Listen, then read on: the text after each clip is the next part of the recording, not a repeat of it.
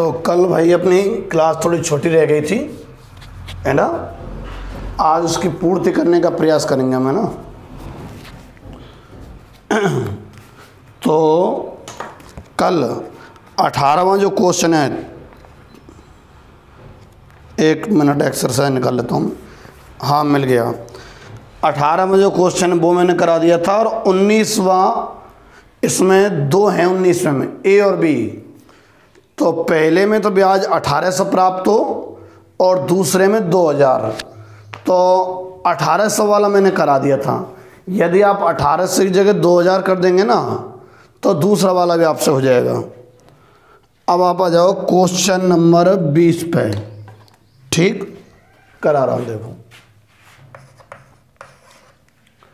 Question number 20 में कराए, किसी स्कूल में पुस्तकों की दुकान में 10 दर्जन तो रसायन विज्ञान की, 8 दर्जन भौतिक विज्ञान और 10 दर्जन अर्थशास्त्र की पुस्तकें हैं। नोट कर लूँ मैं इनको, अभी इनको नोट कर रहा हूँ।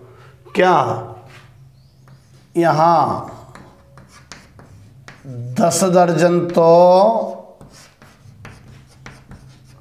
रसायन, ठीक है। अच्छा, 8 दर्जन किसकी हैं? भौतिक शास्त्र होता है कोई, भौतिक शास्त्र। और कहाँ गया? भौतिक विज्ञान की हैं। और 10 दर्जन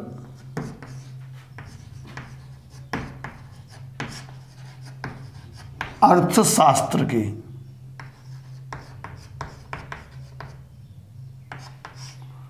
ठीक, इस तरीके से। तो 10 दर्जन तो रसायन विज्ञान की, 10 दर्जन भौतिक विज्ञान और 10 दर्जन अर्थशास्त्र की बुक रखी हुई हैं। आगे पढ़ो। इन पुस्तकों के विक्रय मूल्य, इनके विक्रय मूल्य क्रम से कितने कितने दिए हुए हैं? 80, 60, है ना। 80 रुपये, 60 रुपये और 40 रुपये प्रति पुस्तक है। ठीक, आप ये बीजगणितीय के प्रयोग से सभी पुस्तकों को बेचने से दुकान को कितनी धनराशि प्राप्त होगी? कुल धनराशि कितनी प्राप्त होगी? वैसे तो गुणा ही है भाई, देखो कैसे। एक पुस्तक अगर 80 रुपये की बिक रही है, तो 2 पुस्तक 2 गुणा 80, 3 पुस्तक 3 गुणा 80। तो पुस्तकों की संख्या और पुस्तकों का विक्रय मूल्य, इन दोनों का गुणा होना है। पुस्तकों की संख्या और पुस्तकों के विक्रय मूल्य का गुणा होना है। तो 2 मैट्रिक्स बनानी है जिनका हमें गुणा करना है। अच्छा, मैट्रिक्स का गुणा रो इंटू कॉलम से होता है। तो एक मैट्रिक्स को तो आपको रो बनाना है और दूसरी मैट्रिक्स को आपको कॉलम बनाना है। अगर पहली मैट्रिक्स को रो बना लेते हो, माना पुस्तकों की संख्या को, माना पुस्तकों की संख्या को व्यक्त करने वाली मैट्रिक्स ए है। तो जरा लिखना ए को जरा आप लिखो। तो 10 दर्जन तो रसायन की हैं, केमिस्ट्री की 10 हैं, ठीक है। तो 10 दर्जन हैं, पुस्तकें कितनी हो जाएंगी? 1 दर्जन में 12 होती है ना, तो 10 दर्जन में कितनी हो जाएंगी? 120। अच्छा, 8 दर्जन में 12 96 और 10 दर्जन में वापस से 120। ये तो केमिस्ट्री की फिजिक्स की और इकोनॉमिक्स की। ठीक, अच्छा आ रहा है ना, कहीं गड़बड़ नहीं हो जाए, ये देख लेता हूँ। ना ना दिख रहा है, खूब बढ़िया। दूसरा, विक्रय मूल्य की मैट्रिक्स को अपन क्या मान लेते हैं? बी। माना विक्रय मूल्य की मैट्रिक्स क्या है? बी है। इसको आपको कॉलम वाली मैट्रिक्स बनाना है, क्योंकि पुस्तकों की संख्या और कीमत का गुणा होना है, और मैट्रिक्स में गुणा रो इनटू कॉलम रहा करता है। तो कॉलम बनाओ इसको, 80 रुपये, 60 रुपये है ना भाई, और 40 रुपये। इन दोनों के गुणा करने से कुल धनराशि हमें प्राप्त होगी। अतः दुकानदार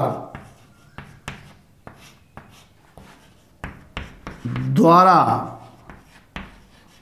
कुल धनराशि, दुकानदार द्वारा कुल धनराशि ए भी आएगी, ए भी। तो ए तो है 120, 96, 120, और बी है 80, 60, 40। दोनों का गुणा कर दें भाई, रो का कॉलम से होता है। अच्छा, एक रो और एक कॉलम के गुणा से एक अवयव प्राप्त होता है, तो ये आ जाएगा 120 गुणा 80 प्लस 96 गुणा 60 प्लस 120 गुणा 40। इसको जोड़ देना, जो भी आएगा वो कुल धनराशि आएगी। ठीक है, तो ये वाला मैं अब मिटा देता हूँ। इसका दूसरा पोर्शन और है क्वेश्चन का। ठीक है, पहला पोर्शन तो आप नोट कर लो, दिख रहा है साफ? हाँ दिख रहा है। और दूसरा पोर्शन और है, उसको और करा देता हूँ।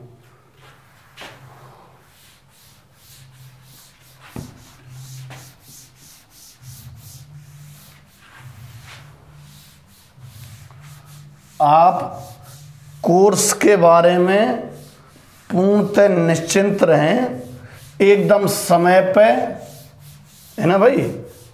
कोर्स एक तो समय पे हो जाएगा और बिल्कुल इसी गति से हो जाएगा, खींचना नहीं पड़ेगा। आप चिंता भी ना करें कि कहीं ऐसा तो नहीं है अंत में खींच देंगे ना। हमें पता है कई चैप्टर बिल्कुल सरल से हैं, आसानी से जल्दी हल कर लेंगे, आपको समस्याएं नहीं आएंगी। जैसे ये अब इसी में दूसरा पोर्शन, क्वेश्चन नंबर 20 में सेकंड वाला जो पोर्शन है, आपको क्या है, एक्स वाई जेड डब्ल्यू तथा पी 5 मैट्रिक्स हैं और उनके आपको क्रम दे रखे हैं, और उन पर आधारित 21वें और 22वें क्वेश्चन है। ठीक ठीक, 20वां नहीं है, ये अलग से दे रखा है, 20वें में नहीं है। ठीक है, मिटा देता हूं। आपको 21वें और 22वें क्वेश्चन करने हैं, और किन पर आधारित है, ये जो कथन दिया हुआ है, यानी कि 5 मैट्रिक्स के आपको क्रम दिए हुए हैं। लिख लूं, लिख लेते हैं। यहां एक्स वाई जेड डब्ल्यू और पी का क्रम कैसे कैसे है भाई। एक्स का तो 2yn है, वाई का 3yk है, ठीक है। जेड का 2yp है, और W का n/3 है और P का p/k है। ये मैंने क्रम लिख दिए, सभी की कोटि आपको दी हुई है। अच्छा, अब अपन क्वेश्चन नंबर 21 पर आते हैं कि इस पर बेस्ड उसने क्या पूछा है। तो कह रहा है यदि Py प्लस Wy परिभाषित हो तो n के P में क्या प्रतिबंध होगा। क्वेश्चन है यदि Py प्लस Wy मैट्रिक्स है ये वाली, ये परिभाषित हो, ठीक है, तो n में, k में और p में क्या संबंध होगा, ये पूछना चाह रहा है। वर्ग के बराबर होंगे आपस में या किस तरह से। तो देखो, मैंने योग और गुणा के क्रम संबंधी नियम बताए थे कि योग हमेशा समान क्रम वाली मैट्रिक्स का ही होता है। योग हमेशा समान क्रम वाली मैट्रिक्स का ही होता है। अच्छा, दूसरा, गुणा कब परिभाषित होता है ये भी मैंने बता दिया था। पहली मैट्रिक्स का तो कॉलम और दूसरी मैट्रिक्स का रो बराबर होते हैं, मिलाता था ना मैंने दोनों को तब। तो यहां देखो, पुनः Py,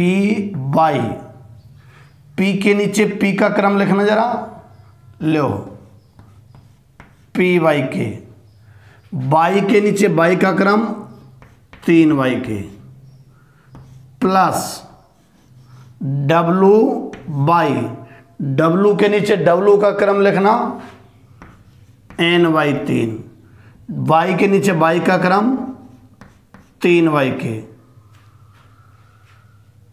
तो गुणन में, इसमें गुणन संभव होगा यदि आप विचार करो। P और Y का गुणन तभी संभव होगा जब मैंने बता रखा है, देखो ये ठीक है, जब ये बराबर हो तभी तो गुणन संभव होता है। तो K बराबर 3, एक निष्कर्ष तो यहां से निकला, K बराबर 3, ठीक। अच्छा, अब मुझे Py का परिणामी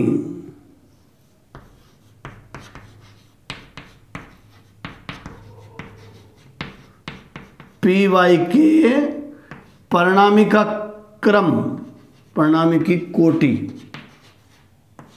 कितनी बैठेगी, परिणामी की कोटि कितनी बैठेगी बता रखा है मैंने। ये बचा हुआ पोर्शन परिणामी की कोटि को दर्शाता है। तो Py के,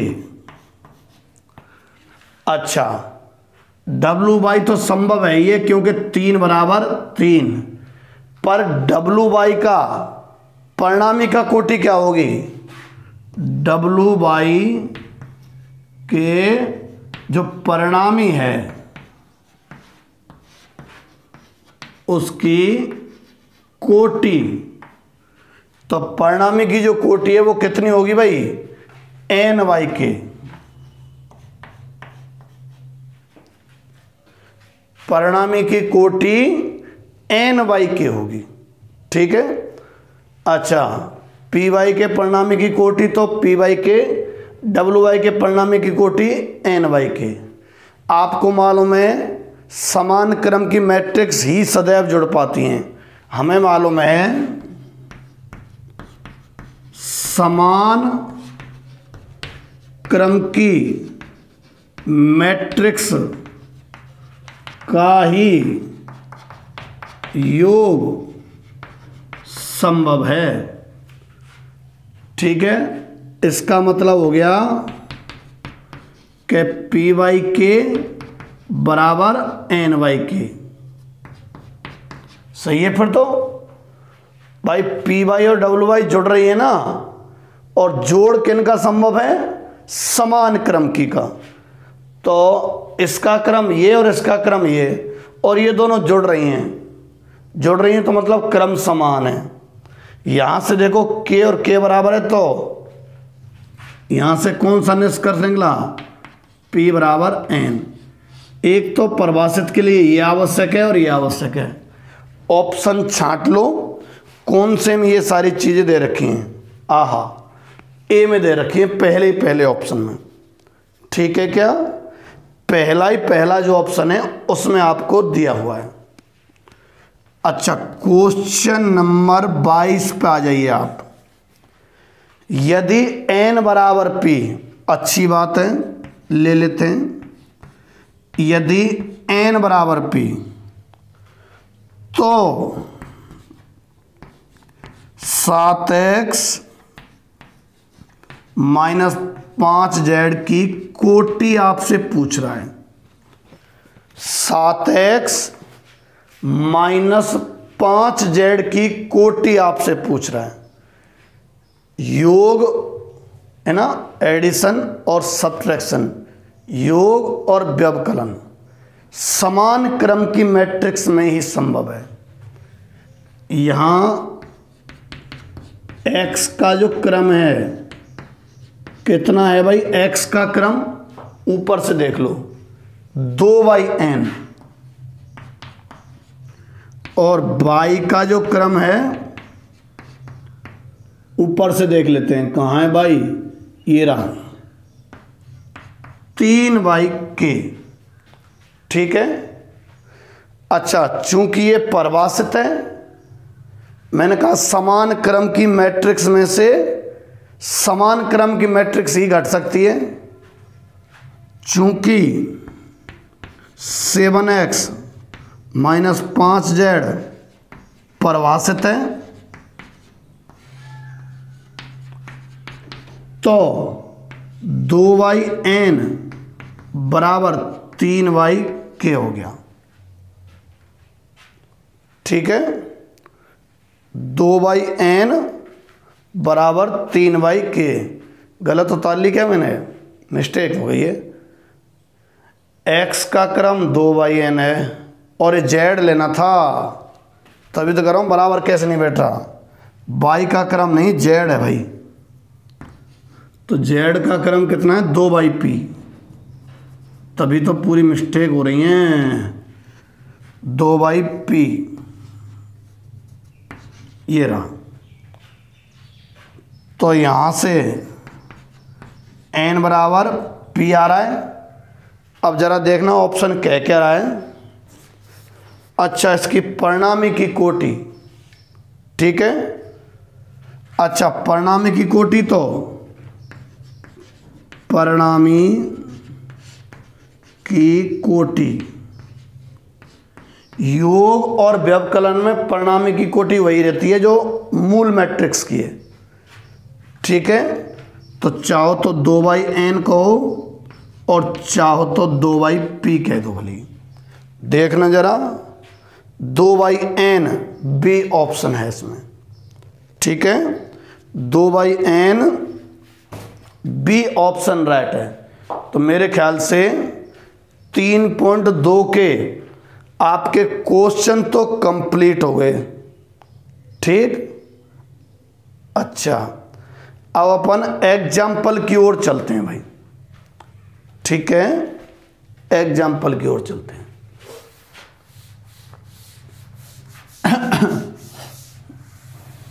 एक नौरा और चावल वावल है कोई से प्रकार के, मेरी इच्छा तो उस एग्जाम्पल को कराने की हो रही है, शायद वही आप पूछेंगे, और तो कोई खास है नहीं।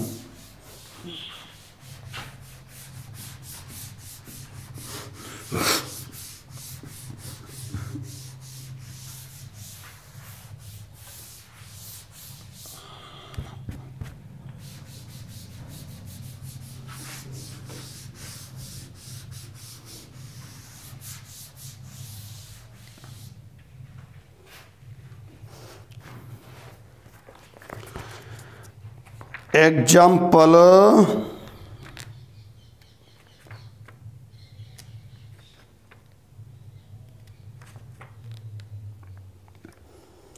एग्जाम्पल 11वां मैं करा रहा हूँ, औरों में तो आपको कोई प्रॉब्लम नहीं आएगी। कौन सा करा रहा हूँ भाई? एग्जाम्पल 11वां। दिख रहा है ना यहाँ तक? शायद पूरा बोर्ड कवर है, वैसे तो दिख तो रहा है। ये बीच बीच में चतक भर्रे क्या दिख रहे हैं इसमें?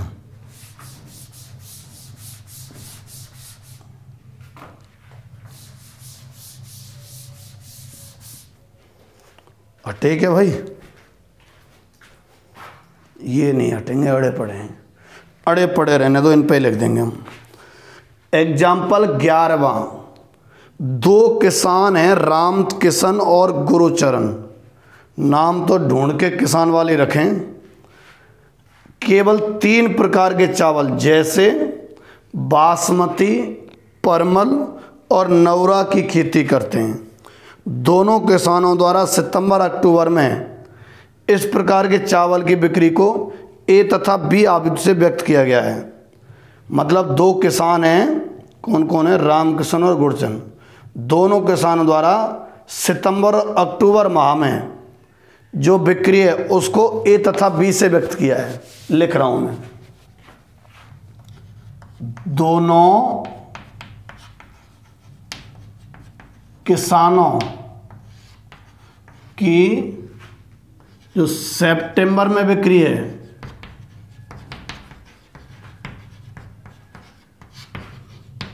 बिक्री को ए से और अक्टूबर में जो बिक्री है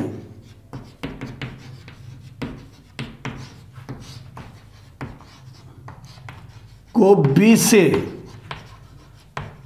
व्यक्त किया है। दिख रहा है ना? सितंबर की बिक्री को तो ए से और अक्टूबर की बिक्री को बी से व्यक्त किया हुआ है। चलो अच्छी बात है। आगे पर आपको ए और बी के मान ना देखे, क्वेश्चन में ए मैट्रिक्स और ए माइनस बी मैट्रिक्स दी हुई है तथा आपको दिया है और भी दिया है।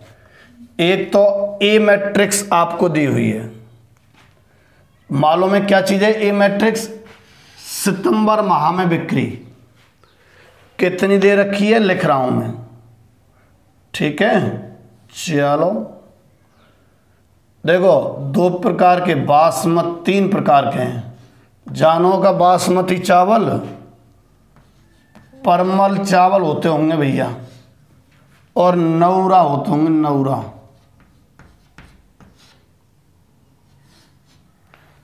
अच्छा, एक तो राम किशन है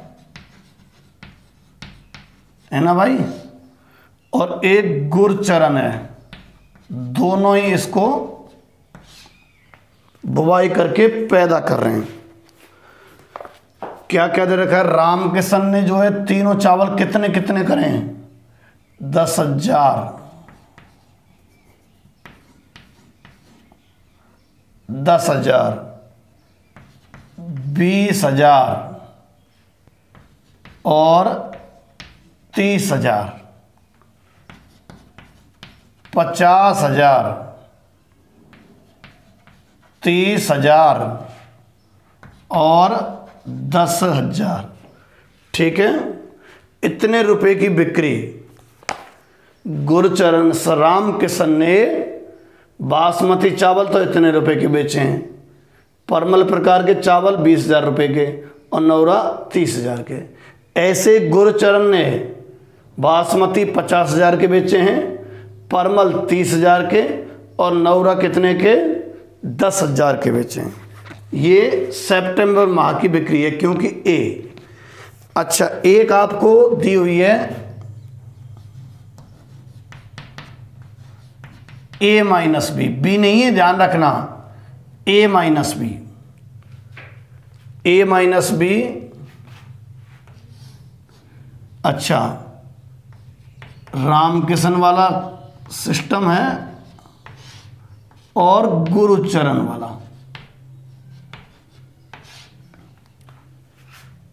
पाँच 5000 बासमती, वही 3 प्रकार के चावल हैं, बासमती, परमल और नवरा। सवाल को उतार रहा हूं। 5000, 10,000 और 24,000, 30,000,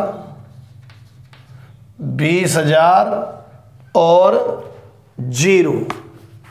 ध्यान में रखना a माइनस बी की वैल्यू दे रखी है, ना कि b। अच्छा, ये मटेरियल तो क्वेश्चन में उसने क्वेश्चन की तरफ से दिया हुआ है। अब हमें जो पूछ रहा है उस पर चलते हैं।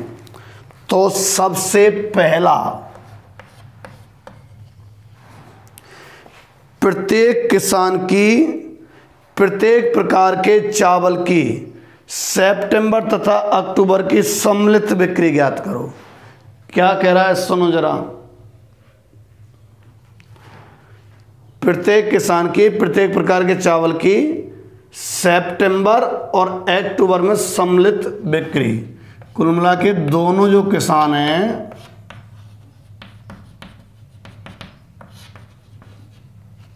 ठीक है, दोनों किसानों की यानी कि प्रत्येक की सितंबर तथा अक्टूबर में सम्मिलित बिक्री।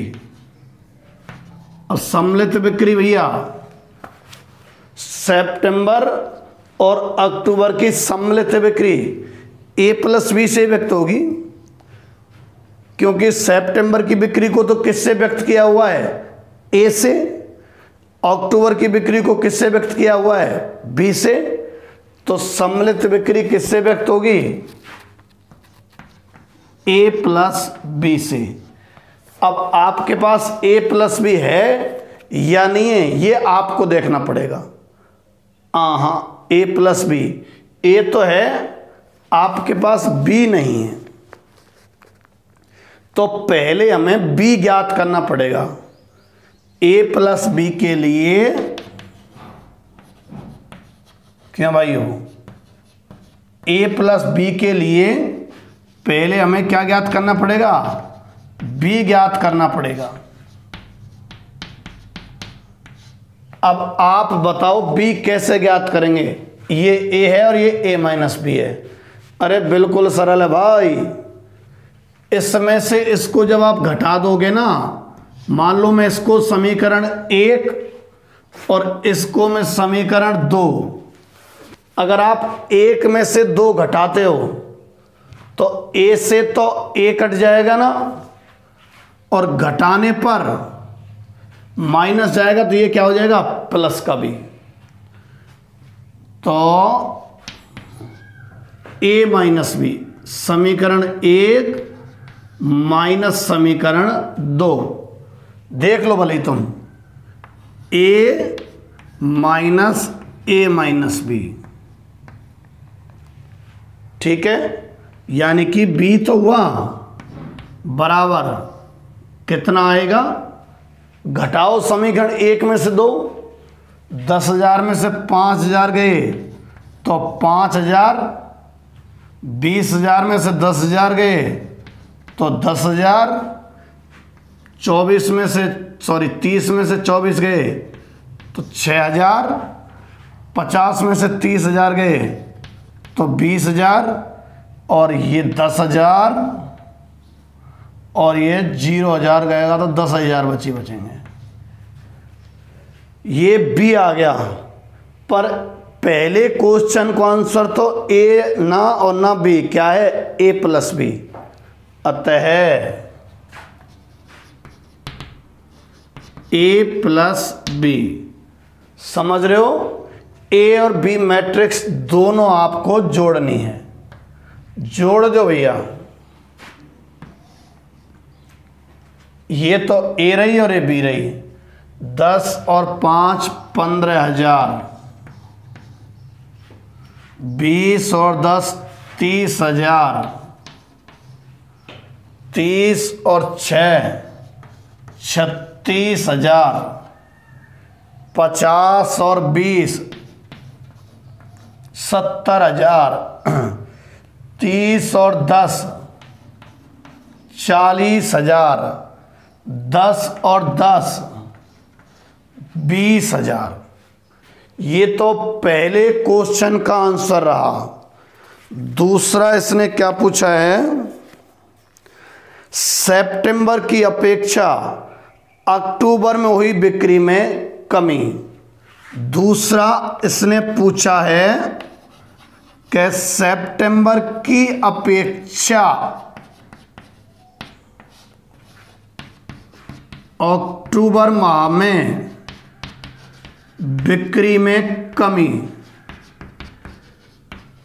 ठीक है, तो सितंबर की बिक्री को तो किससे व्यक्त किया हुआ है, ए से।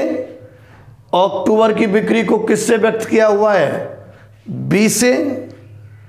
तो सितंबर की ए से, अक्टूबर की बी से, तो कमी घट के ही तो आती है। कितनी कमी रही, अरे कोई वस्तु सितंबर में तो 10 रुपये की बिकी, अक्टूबर में 7 रुपये की बिकी, तो कितने की कमी हो गई, 3 रुपये की। कैसे प्राप्त किया तुमने 3 रुपया, 10 में से 7 घटाकर ही तो प्राप्त किया। ऐसे ही ए की बिक्री और बी की बिक्री दे रखी है, मतलब सितंबर की और अक्टूबर की, तो कमी किससे व्यक्त होगी, ए माइनस बी से, जो कि आपको डायरेक्ट ही दी हुई है। 5,000, 10,000, 24,000, 30,000, 20,000, 0,000। ठीक है। अच्छा, अगला और पूछा है, कह रहा है यदि दोनों किसानों को कुल बिक्री का 2% लाभ मिलता है। तीसरा लिख रहा हूं, कह रहा है यदि दोनों किसानों को, चलो अच्छी बात है भैया, यदि दोनों किसानों को कुल बिक्री का 2% लाभ मिलता है, कुल बिक्री का, ये लो, 2% लाभ मिलता है। ठीक है, तो अक्टूबर में प्रत्येक प्रकार के चावल की बिक्री पर किसान को मिलने वाला लाभ ज्ञात कीजिए। ठीक है, दोबारा पढ़ो। तो अक्टूबर में प्रत्येक चावल की बिक्री पर, ठीक है कि नहीं, किसान को मिलने वाला लाभ ज्ञात कीजिए। साफ कहिए, अक्टूबर में ना, यदि दोनों किसानों को कुल बिक्री का 2% है, तो अक्टूबर में, ठीक है, अक्टूबर में बिक्री पर लाभ, तो अक्टूबर की बिक्री तो 20 से व्यक्त है ना, ये रही, तो प्रत्येक पर 2% देख लो, फिर सब पे आ जाएगा कितना कितना लाभ। ठीक है, तो प्रत्येक में 2% का गुणा होना है। ठीक, तो यूँ भी कर सकते हो आप कि 2% गुणा बी का प्रत्येक अवयव। अदिश राशि का मैट्रिक्स में गुणा करते हैं तो प्रत्येक अवयव के साथ होता है। तो 2/100 और गुणा बी, कहाँ है बी, 50,000 नहीं है, 5,000 है, 10,000, 6,000, 20,000, 10,000 और 10,000। आप 2/100 का जब गुणा करोगे इसमें करिए 100 50 गुणा 2 100 आ जाएगा। इससे आप करोगे तो 200, यहाँ आप करते हो 120, 400 रुपये, और यहाँ करते हो आप वही 200 रुपये, 200 यहाँ आप करते हो तो वही 200 रुपये। तो ये 2% का लाभ यूँ समझो। पहला तो कौन है? राम किशन जी हैं क्या, और फिर हैं गुरुचरण जी। और यहाँ चावलों के प्रकार हैं, शायद बासमती, परमल और नौरा। यानी कि राम किशन को बासमती चावलों से 100 रुपये का लाभ, परमल चावलों से 200 रुपये का, और नौरा चावलों से 120 रुपये का लाभ मिला। ऐसे ही गुरुचरण को बासमती चावलों से 400 रुपये का, परमल चावलों से 200 रुपये का, और नौरा प्रकार के चावलों से 200 रुपये का लाभ मिला। आप लोग नोट कर लीजिए। और मेरे ख्याल से ये एक्सरसाइज ख़त्म हो गई है ना। अब हम अगली एक्सरसाइज पर प्रवेश कर रहे हैं। आप लोग ये नोट करिए, मैं जब तक 3.2 देख रहा हूँ कि क्या सिस्टम है। एक और एग्जाम्पल है भाई, 19वां एग्जाम्पल और है, वो भी करा देना चाहिए मुझे। तो करा ही देते हैं जब चाहिए तो। एग्जाम्पल 19वां, ये मिटा दूं? चलो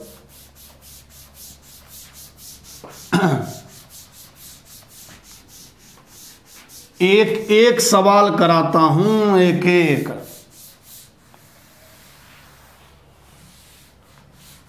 अब बिल्कुल ही कोई समान प्रकार का हो वो अलग बात है, अदरवाइज लगभग सारे क्वेश्चन मैं आपको कराता हूं।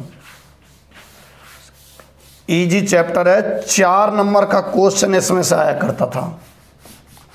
ठीक है, तो ढंग से मेहनत करो। सरल चैप्टर हाथ पड़ रहा है तो इसको घोट के पी जाओ, इतनी अच्छी प्रैक्टिस कर लो इसकी। ठीक है कि नहीं है?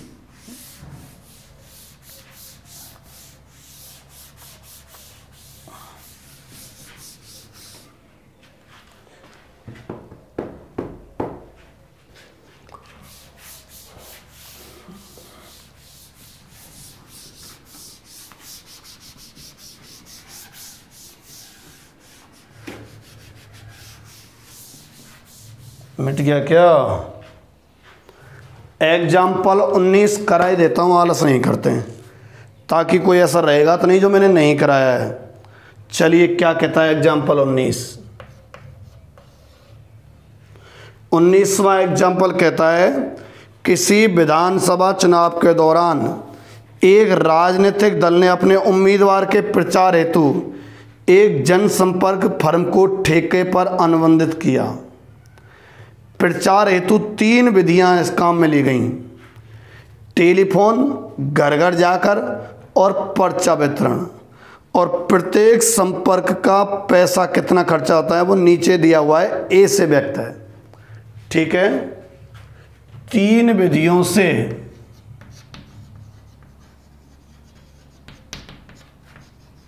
चुनाव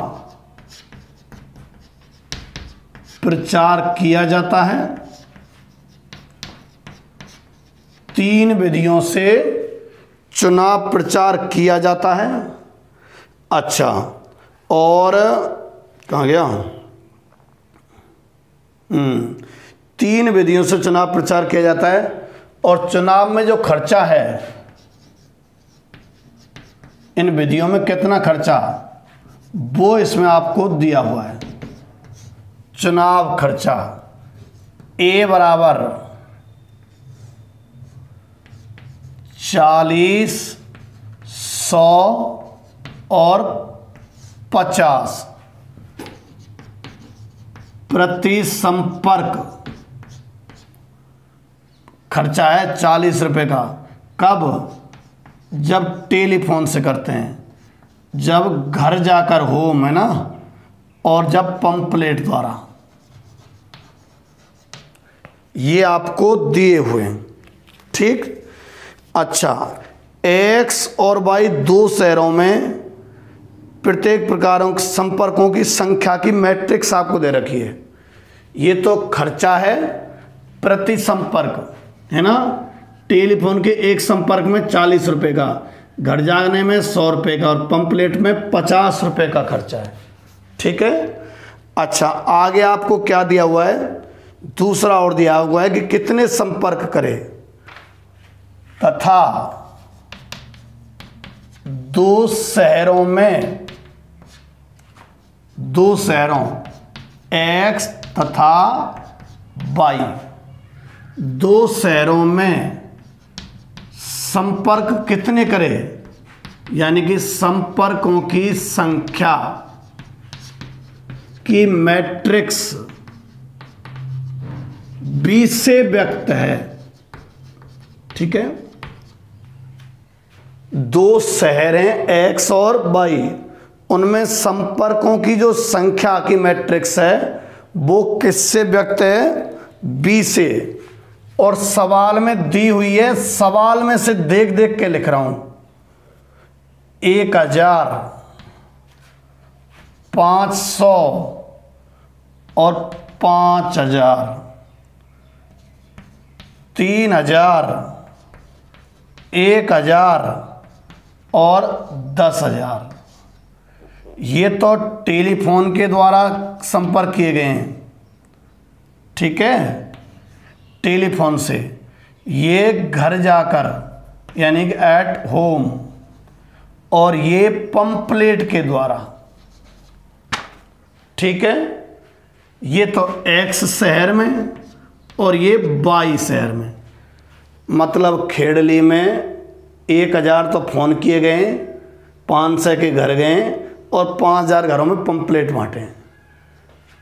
कठूमर में 3000 तो टेलीफोन किए गए, 1000 के घर गए और 10,000 पंपलेट बांटे गए, और प्रत्येक का खर्चा ये आपको दिया हुआ है। आपसे पूछा है कि कुल धनराशि कितनी खर्च हुई, तब क्या पूछा गया है? कुल धनराशि। अब सुनो, कुल धनराशि कुल मिला के संपर्कों की संख्या और प्रति संपर्क खर्चे का गुणा ही तो होना है। पर एक बहुत बेहतरीन बात है इसमें कि ए बी लिखें या बी ए लिखें, ए बी लिखें या बी ए लिखें, तो ए का क्रम यहां साइड में, ए का जो क्रम है कितना है? 3/1, और बी का जो क्रम है वो है 2/3। इसलिए बी ए परिभाषित होगा, ना कि ए बी, ठीक है। कौन परिभाषित होगा? बी ए। महत्वपूर्ण बात है, ए भी करने लग जाओगे तो सवाल में घोच हो जाएगा, अटक जाओगे। अति महत्वपूर्ण बात है, इसको आपको 4-5 बार अपनी आंखें फाड़ फाड़ के यूं थोड़ा चौड़ा के ऐसे देखना है ना, ताकि ध्यान रहे। क्या करना है आपको? बी ए।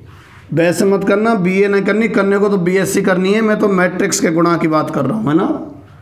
क्या करना है आपको? बी और ए इस तरह से क्रम रखते हुए मैट्रिक्स के गुणा करने हैं। तो बी मैट्रिक्स तो ये रही, कितने कितना? 1000, 500 और 5000, 3000, 1000 और जाने क्या 10,000। और ए मैट्रिक्स 40, 100, 50 गुणा कर देना।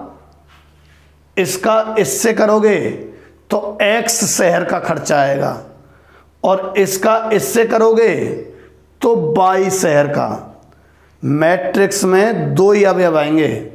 देखो इसका क्रम तो है 2/3, इसका क्रम है 3/1, तो परिणामी आएगी 2/1। ऐसी आएगी, ऐसी थोड़ा चौड़ी सी आएगी।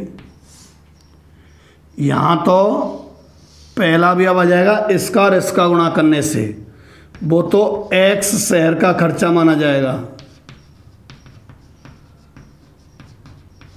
कुल खर्चा। और इसका गुणा करने से यहां आएगा वो 22 शहर का खर्चा माना जाएगा, कुल खर्चा। ठीक है कि नहीं है? x शहर का खर्चा और 22 शहर का खर्चा। अब मेरे ख्याल से 3.2 पूरी तरीके से कंप्लीट हो गई है। आप ये नोट करिए और हम 3.3 स्टार्ट करने वाले हैं। ठीक है, मिटा देता हूँ। ये बात ध्यान रखना इस क्वेश्चन में, नहीं तो अड़जते सड़जते रह जाओगे।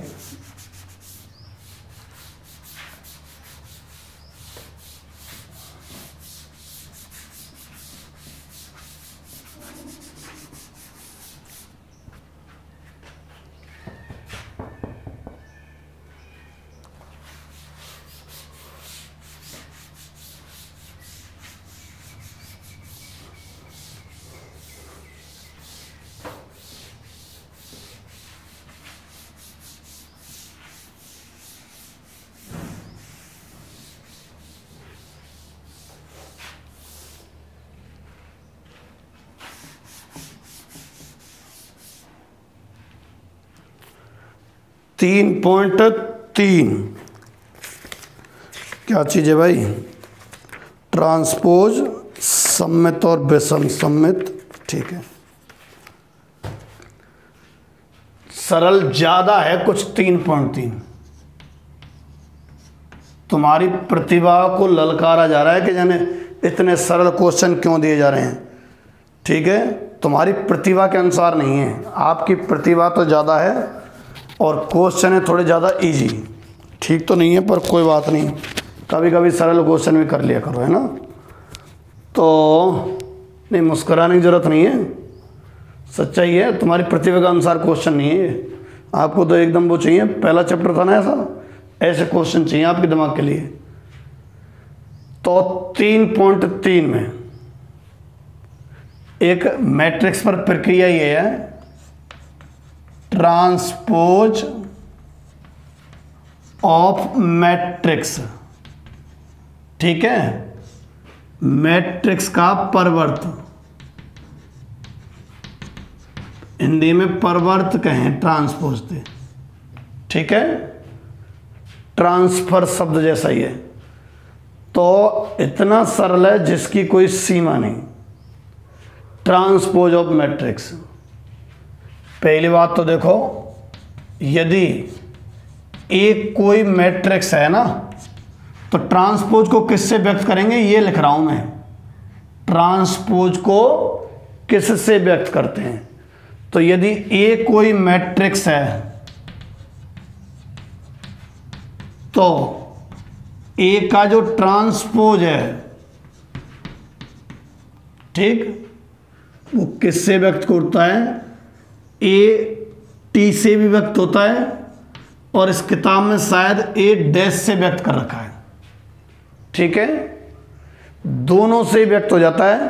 तो आपकी जो बुक है उसमें ए डैश से व्यक्त कर रखा है, तो अब मैं ए डैश से चलाऊंगा।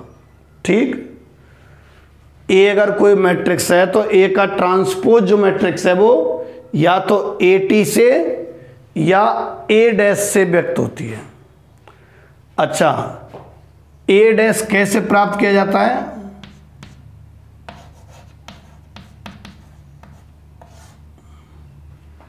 ए डैश को प्राप्त करने के लिए लिख रहा हूं, कैसे प्राप्त किया जाता है ना। ए डैश को प्राप्त करने के लिए, ए डैश को प्राप्त करने के लिए क्या किया जाता है, रो को कॉलम में तथा कॉलम को रो में बदला जाता है। ठीक है, किसी भी प्रकार का गुणा भाग नहीं है। रो को कॉलम यूं आड़े पड़े हैं उनको थप्पड़ दे के खड़े कर दो, है ना, और जो खड़े पड़े हैं वो अपने आप ही फिर आड़े, खड़े की जगह वो आ जाएगा तो वो अपने आप आड़े हो जाएंगे। देखो कैसे करना है, ये लो एग्जाम्पल से एकदम सटीक समझ में आ जाएगा। ए बराबर 1 3 5 -9 7 11, ये ए है, ले भैया। तो ए डैश क्या होगा, रो को कॉलम बना दो, R1 को क्या बना दो आप, C1। इसका क्रम कितना है जरा देखना, 2/3 है, तो उसका पलट के 3/2 आने वाला है ना। तो देखो 1 3 5 को यूं लिख दो, लिख दिया, और -9 7 11 को यूं लिख दो। दूसरी रो है ना, इसको दूसरा कॉलम बना दो। मुझे लगे ज़्यादा जोर से समझ में आ गया तुम्हारे, ज़्यादा ही जोर से समझ में आ गया हो, है ना। एक और लेते हैं, जैसे मान लो ये एग्जाम्पल हो गया। दूसरा एग्जाम्पल, यदि ए बराबर ले दिया साहब हमने 3 -7 6 9 4 3 1 0 5, ठीक है। तो ए डैश कैसे प्राप्त किया जाता है, अच्छा इसका क्रम 3/2 तो था, वापस आ जाओ। ए डैश प्राप्त करना सरल प्रक्रिया है ना, बिल्कुल इजी प्रोसेस है फॉर गेटिंग ए डैश। कैसे, रो को कॉलम में बदल दो, R1 है R1, इसको C1 बना दो। 3 -7 और 6, 9 4 3 को यूं 9 4 3, 105 को 1 0 5, ये लो, बिल्कुल ही इजी प्रोसेस है। ठीक है, तो चाहो तो आप यही वाले एग्जाम्पल ले सकते हैं, और चाहें तो आप अपने मन से एग्जाम्पल लेकर, है ना भाई, चाहें तो आप अपने मन से एग्जाम्पल लेकर और जब इनको बना सकते हैं। ठीक है, मिटा रहा हूं मैं, इन पर आधारित एग्जाम्पल मिटा रहा हूं और यहीं कहीं कुछ चीज लिख देता हूं।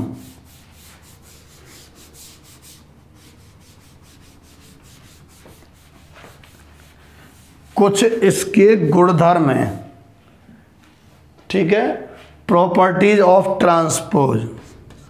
जमीन जायदाद नहीं है, गुणधर्म, प्रॉपर्टीज ऑफ ट्रांसपोज। कैसा प्रॉपर्टी है क्या इसकी, ट्रांसपोज की प्रॉपर्टी से मतलब उसके कुछ नियम मान लो। जैसे पहला नियम देखो कि कोई मैट्रिक्स ए है, उसके ट्रांसपोज का वापस से अगर ट्रांसपोज करेंगे तो ए ही आएगा। किसी मैट्रिक्स का 2 बार ट्रांसपोज कर दोगे, ठीक है, तो वापस से वही मैट्रिक्स आ जाएगी, बिल्कुल आई जाएगी। तुम्हें 2 बार, एक बार यूं उल्टा कर दिया, फिर एक बार और उल्टा कर दें तो वापस से उसी स्थिति में आ जाओगे। चलो अच्छी बात है। दूसरा, ए प्लस बी पर अगर transpose A dash plus B dash, मतलब समझिए क्या है कि 2 मैट्रिक्स हैं, अलग अलग लिखी पड़ी हैं, पहले ट्रांसपोज करो और जब जोड़ लो, चाहो तो पहले जोड़ लो और जब ट्रांसपोज करो, दोनों तरीके से समान प्राप्त होगा। समझ पा रहे हैं आप? अच्छा, same as in the subtraction, okay, same result we will get in subtraction, ठीक है, इसमें भी ऐसा ही होगा। अच्छा, थर्ड, प्रोडक्ट के लिए क्या रूल है, गुणा के लिए ए बी पर ट्रांसपोज, ए बी पर ट्रांसपोज, ये उल्टा रहा करता है और एक जगह काम भी आएगा, B T into A T, और टी क्यों लिख दिया इस बुक में, तो डैश है, डैश तो डैश ही लिखेंगे, ठीक है, ए बी पे डैश बराबर बी डैश इंटू ए डैश। इसका मीनिंग तो समझ गए होंगे, कोई दो मैट्रिक्स हैं, पहले गुणा करो और तब ट्रांसपोज करो, या पहले ट्रांसपोज करो और जब गुणा करो, दोनों ही तरीके से सेम रिजल्ट आने वाला है, ठीक है, बोर्ड का रिजल्ट नहीं है, मतलब मान आने वाला है। अच्छा, आप चाहें तो ट्रांसपोज में किसी के का गुणा कर दो संख्या का, और चाहो तो पहले के का गुणा करो और फिर ट्रांसपोज करो, एक ही बात रहेगी, ठीक है, चाहो तो पहले ट्रांसपोज करो और फिर किसी संख्या का गुणा करो, मैट्रिक्स में संख्या का गुणा प्रत्येक अवयव में होता है, और चाहो तो पहले गुणा कर लो और जब ट्रांसपोज प्राप्त करो, दोनों ही तरीके से सेम वैल्यू आने वाली है, ठीक है। ये ट्रांसपोज के कुछ रूल्स रेगुलेशंस थे। अब अपन आगे बढ़ रहे हैं। ट्रांसपोज करना तो सीख गए, मुझे ऐसा लग रहा है, तुम क्या बात है, कमाल कर दिया, जल्दी सीख गए।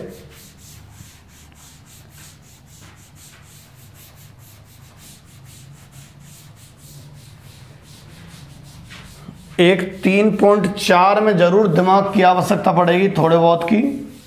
आपके पास तो खैर अनंत भंडार है दिमाग का, मैं तो थोड़े से की काम की कह रहा हूँ, है ना, उसका थोड़ा सा उपयोग कर देना, जो आपके पास अनंत भंडार भरा पड़ा है। किस में? 3.4 में। बाकी तो 3.3 तो तुम आराम से उबासी लेते लेते भी इसको कर सकते हैं, पर ऐसे करना मत उबासी लेते लेते, है ना, पेन कॉपी लेके कर लेना, हमें थोड़ा विश्वास हो जाएगा वास्तव में आपने की है। उबासी में तो अंदाज़ा नहीं पड़ेगा ना कि किया है कि नहीं किया। अगली चीज़ और बताना चाह रहा हूँ, भूल गया मैं, एक और है सम्मित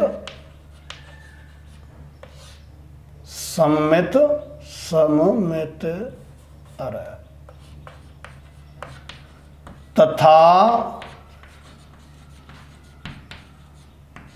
विषम सम्मित मैट्रिक्स। सम्मित तथा विषम सम्मित मैट्रिक्स, ठीक है। कैसा भी आके अंग्रेजी आ बनाए के का चक्कर आए तो है।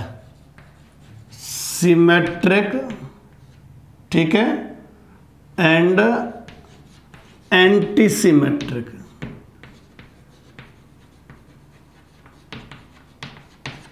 ठीक, सिमेट्रिक और एंटी सिमेट्रिक मैट्रिक्स, सम्मित और विषम सम्मित मैट्रिक्स।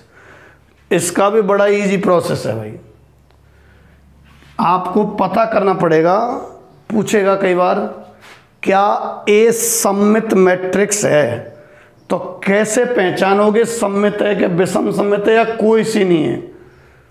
तो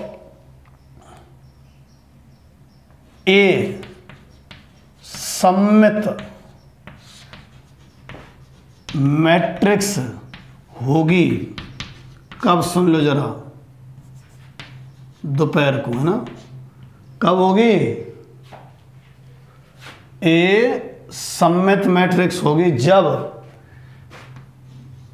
ए और ए का ट्रांसपोज दोनों समान आए, ठीक है। तो ट्रांसपोज तो तुम फटाक से निकाल लोगे उल्टे हाथ से ही, ठीक है। तो ट्रांसपोज और मूल मैट्रिक्स अगर समान आ जाती हैं, अगर समान आ जाती हैं तो वो कौन सी मैट्रिक्स कहलाएगी? सममित मैट्रिक्स कहलाएगी, ठीक है। अच्छा, और ए विषम सममित होगी कब? जब उसका ट्रांसपोज ए के बराबर नहीं, माइनस ए के बराबर आए, यानी माइनस ए की वैल्यू और ए के ट्रांसपोज की वैल्यू यदि समान आती है तो वो विषम सममित होगी। एग्जाम्पल ले रहा हूं मैं, देखो एग्जाम्पल। यदि मैं ए बराबर, ठीक है, यदि मैं ए बराबर और मैं ले लेता हूं 3 2 1, ठीक है, 2 0 5 1 5 7, ये मैंने मैट्रिक्स ले ली। तो इसका ए डैश निकालना भाई, देखो निकाल रहा हूं। 3 2 1, इसको यूं लिख रहा हूं मैं। 2 0 5 को यूं लिख रहा हूं मैं, और 1 5 7 को यूं लिख रहा हूं मैं।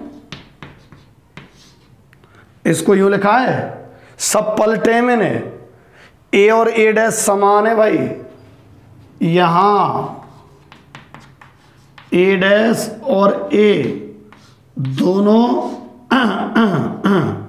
समान है, अतः ए कैसी है भैया? सममित है। और यदि मैं एग्जाम्पल ये ले लेता हूं, ए बराबर 0 -5 7 5 0 -3, ठीक है, 3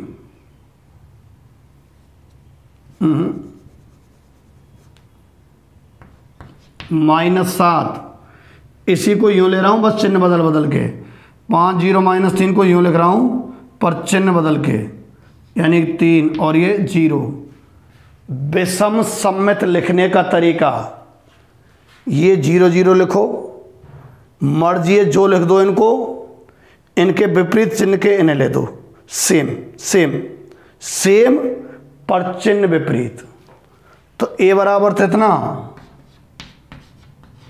तो ए डैश कितना? ए बराबर तो इतना है, ए डैश कितना होगा? चलो भैया 0 -5 7 को यूं लिख दिया, R2 को यूं लिखूंगा 5 0 -3 -7 3 0 -7 3 0, माइनस कॉमन ले लीजिए इसमें से, तो 0 -5 7 माइनस कॉमन ले रहा हूं, 5 0 -3 -7 3 0, ललाओ ए है, ये माइनस तो ये रहा और ये ए है, ठीक है। तो यहां देखो आप, ए डैश कितने के बराबर आया है? -a के, अतः ए कैसी है भैया? विषम सममित है। ए यहां विषम सममित है। तो इजी से क्वेश्चन जो आपसे हो जाए उनको आप कर लेना। कल हम 3.4 में प्रवेश कर जाएंगे, क्योंकि इसमें बहुत ही कम समस्याओं का सामना आपको करने वाले हैं। एक क्वेश्चन नंबर 10 है और एक आध और मुझे कराना होगा, मुझे लग रहा है, बाकी सब तो आप कर लोगे। आज मैंने एक भी क्वेश्चन नहीं कराया 3.3 का। आप वैसे असाधारण प्रतिभा के धनी हो, तो मुझे लग रहा है 3.3 कड़क से कर दोगे आप लोग, है ना। तो आज कर लेना, कल हम लोग इसके कुछ क्वेश्चन और क्या कहते हैं 3.4 स्टार्ट करेंगे। ठीक है, धन्यवाद।